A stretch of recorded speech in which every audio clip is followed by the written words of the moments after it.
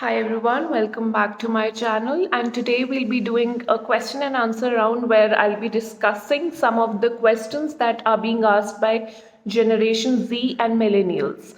So what happens is basically, as we know that Generation Z and Millennials are the next generations, wherein they'll start earning, they'll start investing, they'll start saving, budgeting. So it is very important for them to have certain kind of financial literacy. We know that these generations have a lot of knowledge currently floating in the system. So basically they have a lot of theoretical knowledge about what is saving, what is investing, what are taxes, but there's no practical advice related to it. So today in this particular video we'll be talking about some of the questions that have been asked by Generation Z and Millennials, and I'll be answering those questions. Okay, so the first question says, I started my first job this year in June. Do I need to file income tax return by next month? No, you do not have to file your income tax returns. You need to know that there are two kind of years, financial year and assessment year. So whatever you will be earning in the financial year, you will have to file a tax for it in the assessment year. So for example, you start your job in the financial year 2022-23, that is 1st April to 31st March, 1st April 2022 to 31st March 2023 is your financial year, then you'll have to pay your taxes in the assessment year of 23 and 24. So just make that particular note in your mind. So there's a financial year and assessment year. So accordingly, whatever you earn in the financial year, you have to make payment in the assessment year. So the next year, you will be paying your taxes. Okay, so the next question says, how should I go about making a monthly budget so that my salary lasts for the whole month? I often find myself struggling in the last week of month and want to figure this out. So a very basic, very simple solution is that you need to figure out what are your fixed expenses. So I already have a video where I talk about fixed and variable expenses. So once you find out your fixed expenses, like for example, your electricity, your EMIs, your phone bills, and your groceries, your rent, so you'll get to know that, okay, these are my fixed expenses. Now, after getting your fixed expenses sorted, what you'll do is the extra amount, keep it in another bank account. This will actually help you in not spending impulsively, and it will help you to actually track down your expenses, like um, these are the compulsory expenses that you have to pay, and the other expenses, these are variable expenses, like shopping or going out for movies or any entertainment purpose.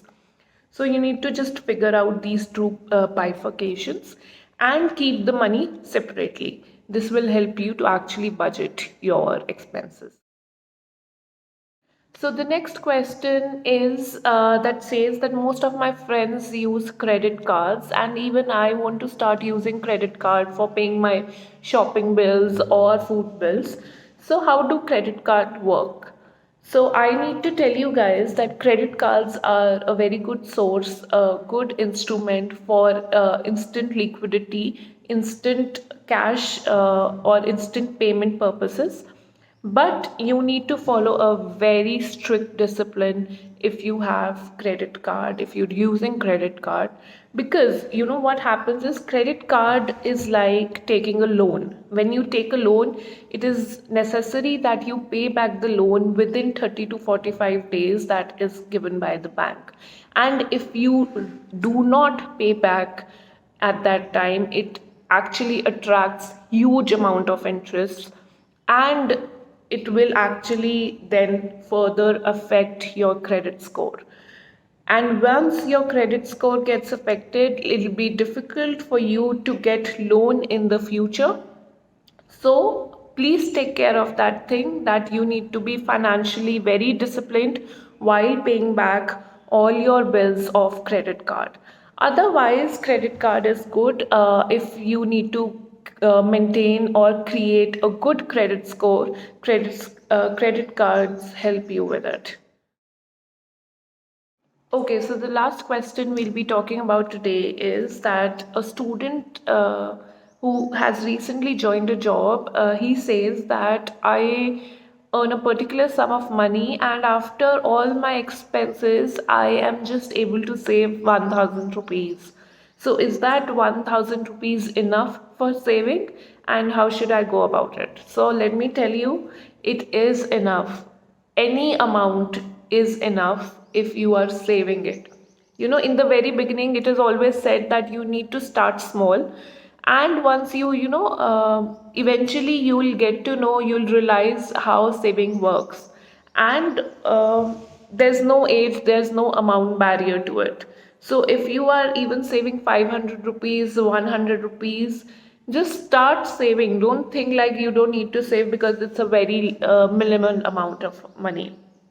Start saving, and you need to know that if you are investing, even so, investing has a compounding value to it. So eventually your money will gain, your money will increase exponentially. So that is something very important for you guys to learn. Start saving, start investing little bit of money, even though it does not matter what proportionate of your salary you're saving, but just start it right now.